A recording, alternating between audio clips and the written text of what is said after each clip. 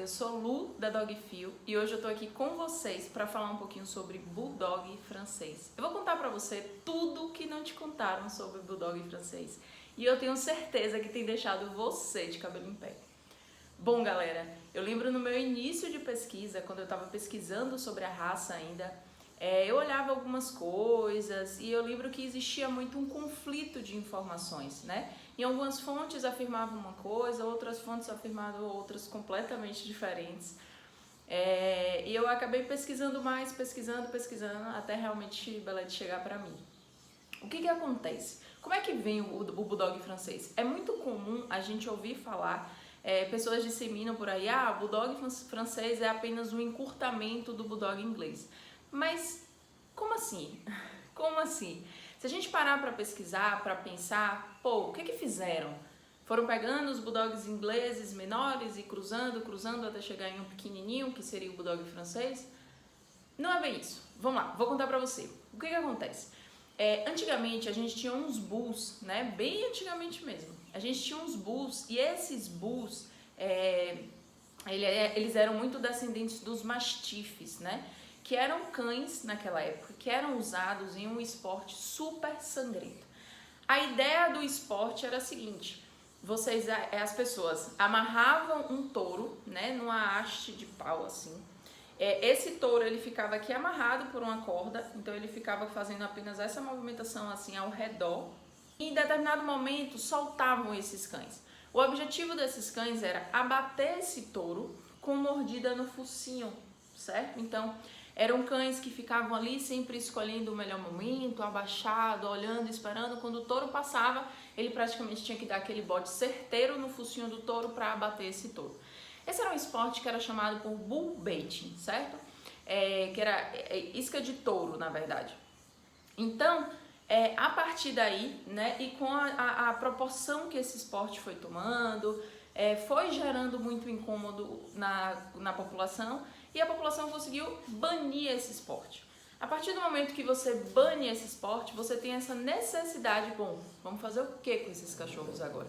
Então, com a proibição do esporte, esses cães precisavam, que até então eram cães usados exclusivamente para o esporte, né? As pessoas envolviam muito dinheiro naquela época, as pessoas apostavam ali e tal. Houve essa necessidade de, agora a gente vai ter que trazer esses cães para dentro de casa. E aí esses cães sofrem um processo de domesticação, né? Começaram a ficar mais próximos das pessoas. Acontece que esses cães eram grandes e davam muito mais trabalho para as pessoas. Então começou-se a ventilar a ideia de reduzir cada vez mais esses cães. Acontece que esses cães que eram utilizados para o esporte, esses bulls, eles começaram a ser cruzados com outros cães, né? Nessa época você surge também o Bulldog inglês, e o Bulldog inglês tinha muito aquilo de a orelhinha para baixo, e as pessoas queriam menor ainda, né? Cães menores ainda, mais compactos, né? E aí entra um cruzamento que quase ninguém contou para vocês, que é um cruzamento com os terrier, que eram cães mais elétricos, que tinham uma vivacidade maior, que tem essa orelhinha mais virada para cima. Então quando você pega esse Bulldog inglês, que já existia, e você sente essa necessidade, olha pro Belete o que estava fazendo, e você sente essa necessidade, ter o Bulldog francês em casa é isso, são cães extremamente enérgicos e que estão o tempo todo à procura. Eu tô aqui gravando esse vídeo pra vocês, mas meu cachorro tava aqui deitado, já foi futucar uma coisa ali e agora realmente conseguiu deitar. Então, voltando, galera, quando a gente tem esse Bulldog inglês, as pessoas queriam ainda encurtar mais esse Bulldog inglês, reduzir, deixar ele mais compacto, né? Mais cabível nos lugares.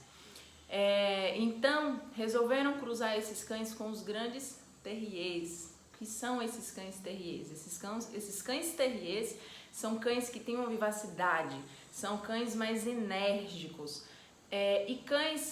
Essa classe terrier eram cães que caçavam ratos naquela época, né? Que viviam ali mais pelo esgoto, que tinha essa ideia de perseguir um pouco mais forte.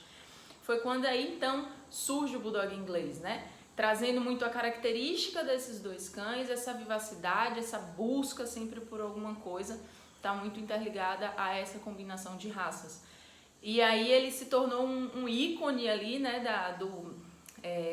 da burguesia, eram cães que eram cães de pessoas super famosas naquela época, de artistas, de pessoas realmente do alto escalão, e eles eram tidos como se fosse um status. Ah, se você tem um bulldog francês, nossa, olha que pessoa formosa naquilo ali, né?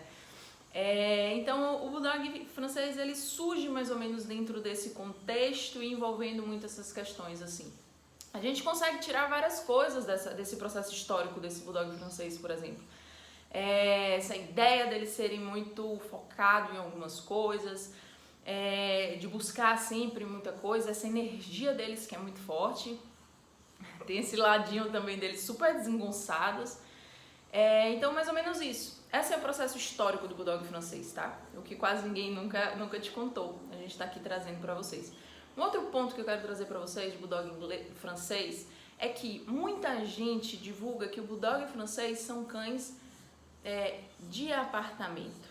Ah, mas o que seria cães de apartamento? Beleza, eles são compactos, eles são pequenos muitas vezes, então para você conviver com um cachorro desse em um apartamento menor é muito mais tranquilo do que você ter um cachorro de porte grande, tá?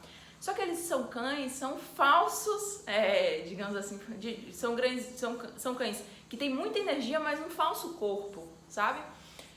São cães que demandam, e não é uma energia que a gente fala somente física, né? Até porque são cães de focinho curto, focinho achatado, o que isso implica diretamente no processo de respiração, porque a troca de vento dele, de ar, né, essa entrada e saída é mais prejudicada, porque o focinho mais longo, ele dá mais um tempo para resfriar esse ar.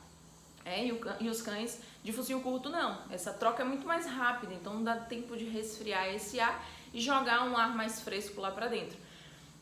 Então muitas vezes as pessoas confundem, né, ver aquela aparência extremamente musculosa, aqueles cães super fortes assim, que tem um peitoral muito bem definido, com a aptidão física, né, um condicionamento físico muito grande. Tem bulldogs franceses, eu conheço bulldogs franceses que têm um condicionamento físico muito bom, mas tem outros que não, e mais ou menos essa é a regra, sabe?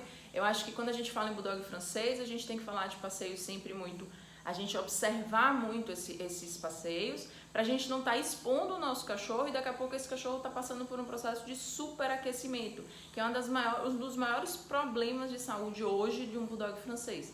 Você tem que estar sempre muito esperto, muito em alerta, para ver como tá a respiração desse cachorro, coloração da língua. Uma língua saudável é uma língua bem rosinha. Se essa língua ela começa a escurecer, ela ficar mais pro tom de roxo, sinal que esse cachorro pode estar passando por um processo de superaquecimento, que a gente chama. Então aí é correr, jogar esse cachorro dentro da água mais gelada, oferecer água e ficar sempre em observação. Porque esse processo de respiração, de superaquecimento, ele também vai prejudicar uma coisa chamada coração, né? A gente joga pro coração um trabalho muito mais rápido. Então esse cachorro, ainda depois que ele recupera a respiração, ele pode sofrer uma parada cardiorrespiratória. Então muito cuidado com eles. Um outro ponto em que pese, como eu falei, ter essa aparência forte, são cães musculosos, eles são cães que têm uma saúde muito delicada. Eles são cães sensíveis de um modo geral, tanto na personalidade quanto nessa questão física. Então são cães que têm uma predisposição, por exemplo, a ter dermatites muito mais fácil. Isso é de um processo genético. Meu cachorro, por exemplo, ele tem dermatite atópica, então isso veio de um processo ali genético dele que muitas vezes eu acho que os pais dele ou alguém ali dessa família tinha e que foi passado, foi reproduzido e hoje chegou até mim. Outro ponto importante é em relação à coluna. Então nesse encurtamento a gente teve uma colunazinha que ela é praticamente em formato de S. Então você acaba comprimindo muito e essa compressão, né, pode gerar ali uma inflamação, alguma coisa e que pode até prejudicar a movimentação das patas. Então são cães que acabam, não sei se vocês já pararam para ver, mas tem muitos bulldogs franceses hoje com problema de coluna, seja mancando, seja com paralisia, isso acaba interferindo, né? Então todo cuidado, quando a gente está falando de bulldog de coluna, é muito pouco. O seu cachorro, por exemplo, ele pode paralisar, ele tem um problema de coluna, sem ele ter muita atividade de impacto. Ah, poxa, meu cachorro não sobe na cama, meu cachorro não sobe no sofá, não sobe escada, e aconteceu. Isso pode acontecer. Então, todo cuidado ainda assim é muito pouco, certo? Outra coisa, são cães muito apegados aos donos. Então eu via muito, são cães que você pode deixar no quintal. Esqueça, não é um cão para dormir no seu quintal. Ele gosta desse contato com pessoas. Eles são muito apegados, né? Eu costumo dizer assim, bulldog francês não pode ver uma parte do nosso corpo que ele bota a bunda. Então ele encosta em você, ele vai botar o bumbum aqui, ele sobe na sua barriga como se tivesse uma cama, que aquilo ali pra ele tá muito legal. Então é mais ou menos isso que eu queria trazer pra vocês. É uma raça maravilhosa, apaixonante, aquela carinha fofa, engraçada. Não tem como não se apaixonar, né, gente? Mas muita atenção, principalmente para esses pontos voltados para a saúde. Beleza? Segue a gente aqui no canal, se inscreve, ativa aqui o sininho, ó. Toda semana a gente tá aqui. Tchau, tchau!